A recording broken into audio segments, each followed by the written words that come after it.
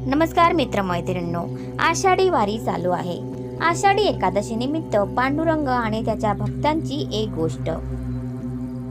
पंढरपूर येथील पांडुरंगाच्या मंदिरात गोकुळ नावाचा भक्त नियमितपणे झाडण्याची सेवा करत होता। तेव्हा त्याच्या मनात विचार आला की विटेवर उभा राहून रोज हजारो लोकांना दर्शन देत असणाऱ्या पांडुरंगाचे पाय नक्कीच दुखत असतील। म्हणून एक दिवस त्याने पांडुरंगाला विचारले, देवा, तू आमच्यासाठी सारखा उभा असतोस, तुझे पाय दुखत असतील तेव्हा तू आता विश्रांती घे, मी तुझ्या जागी उभे राहण्याची सेवा करेन।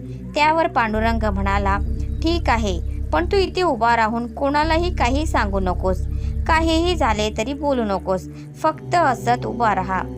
पांडुरंगाचे हे बोलणे गोकुळने मान्य केले व दुसऱ्या दिवशी सकाळी तो पांडुरंगाच्या जागी उभा राहिला। तेव्हा तेथे भक्तांचे येणे सुरू झाले। श्रीमंत भक्त, देवा, मी लाखो रुपयाची देणगी दिली आहे, माझ्या व्यवसायामध्ये भरभराट होऊ दे। त्यावर तो श्रीमंत भक्त तेथून निघून गेला, पण चुकून तो आपल्या पैशांनी भरलेले पाकिट तेथेच विसरला। पण देवाने काहीच न करता फक्त उभे राहण्याचे सांगितले असल्याने गोकुळ त्याचे पाकिट त्याला परत देऊ शकला नाही। त्यामुळे तो फक्त हसत उभा राहिला। पुढे तेथे एक गरीब भक्तांचे येणे झाले। गरीब भक्त, पांडुरंगा, हा 1 रुपया मी तुला अर्पण करतो, माझी ही धनाची सेवा स्वीकार कर, तसेच मला नेहमी तुझ्या चरणाशी ठेव, माझ्याकडून तुझी भरपूर सेवा करून घे। देवा, माझी बायको व 2 मुले आहेत, दिवसांपासून उपाशी आहेत, घरात अन्नाचा कण नाही, माझा सगळा भार मी तुझ्यावर सोडला आहे, जे काय होईल ते तुझ्या इच्छेप्रमाणे होईल असा मला विश्वास आहे। असे म्हणून तो भक्त आपले डोळे उघडतो तेव्हा त्याला तिथे पैशांनी भरलेले पाकिट दिसते। तेव्हा देवाचे आभार मानून तो ते पाकिट घेऊन जातो व आपल्या उपाशी बायकोला, मुलांना व इतर गरीब लोकांना अन्न देतो। गोकुळ काहीच न बोलता हसत उभा असतो। पुढे तिथे एक नावाडी येतो। देवाला उद्देशून तो म्हणतो, हे पांडुरंगा, आज मला समुद्रातून खूप लांबचा प्रवास करायचा आहे, तेव्हा सर्व व्यवस्थित होण्यासाठी आशीर्वाद दे।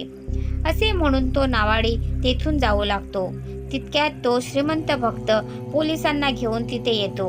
तिथे पाकिट नसल्याचे बघून तो श्रीमंत भक्त पोलिसांमार्फत पाकिट चोरल्याच्या संशयावरून नावाड्याला अटक करतो।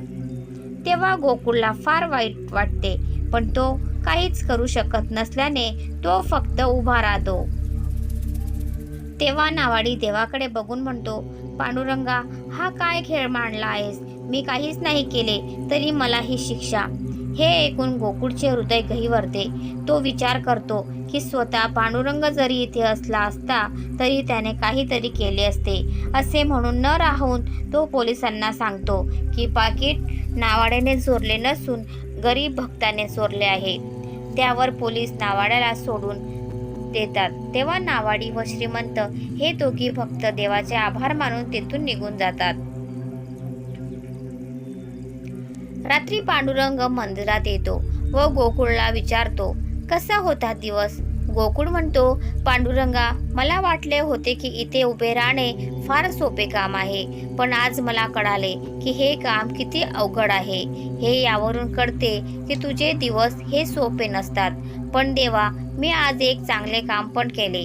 असे म्हणून तो सारी हकीकत देवाला सांगतो। तेव्हा पांडुरंग निराश होऊन त्याला म्हणतो, शेवटी तू माझ्या आज्ञेचा भंग केलास। तुला मी सांगितले होते की तू कोणालाही काहीही बोलू नकोस, पण तू ऐकले नाहीस, तुझा माझ्यावर विश्वासच नाही। तुला काय वाटते की मी भक्तांच्या हृदयातील भावना ओळखू शकत नाही? गोकुळ मान खाली घालून उभा राहतो। पांडुरंग पुढे म्हणतो, अरे, त्या श्रीमंत माणसाने दिलेल्या देणगीतील पैसे हे चुकीच्या मार्गातील आणि भ्रष्टाचारातील होते आणि त्या पैशांच्या बदल्यात त्याला व्यवसायामध्ये माझ्याकडून भरभराट हवी होती। त्यामुळे पाकिट हरवण्याचा खेळ मला करावा लागला, जेणेकरून ते पैसे चांगल्या मार्गाला वापरून त्याच्या पदरातील पापाचा साठा कमी होणार होता। त्या गरीब भक्ताकडे फक्त शेवटचा 1 रुपया राहिला होता. तरी देखील श्रद्धेने व भक्तीने त्याने मला तो अर्पण केला. म्हणून पैशाचे पाकीट मी त्याला दिले, कारण तो सर्व पैसे फक्त गरीब लोकांसाठी वापरतो आणि त्याने तसेच केले. त्या नावाड्याने काहीही चुकीचे केले नव्हते, पण तो समुद्रामध्ये लांबच्या प्रवासाला जाणार होता. तेथील वातावरण आज खूप खराब आहे. मोठमोठ्या लाटा जोराने वाहत आहे. या परिस्थितीत तो आपली नाव वाचवू शकला नसता व त्याचा प्राण गेला असता. म्हणून मी त्याला अटक करण्याचा खेळ रचला, जेणेकरून तो तुरुंगात बंद राहील व मोठ्या संकटापासून सुटेल. पण तुला वाटले की आपण एक दिवसाचा देव झालो, म्हणजे आपण सगळे समजूच लागलो. पण तू तर सर्व खेळावर पाणी सोडलेस आणि नेहमी जे होते तेच आज पण झाले. देव मनुष्यासाठी चांगले खेळ रचतो, पण मनुष्यच त्यावर पाणी सोडतो.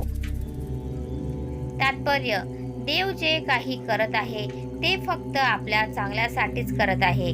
फक्त आपण देवावर विश्वास ठेवून धीर बाळगला पाहिजे. तर मित्रांनो, तुम्हाला आजचा व्हिडिओ कसा वाटला प्लीज कॉमेंटमध्ये नक्की सांगा. आणि जर व्हिडिओ आवडला असेल तर व्हिडिओला लाईक करा, शेअर करा आणि चॅनलला सबस्क्राईब करायला विसरू नका. धन्यवाद. Thanks for watching. पांडुरंग.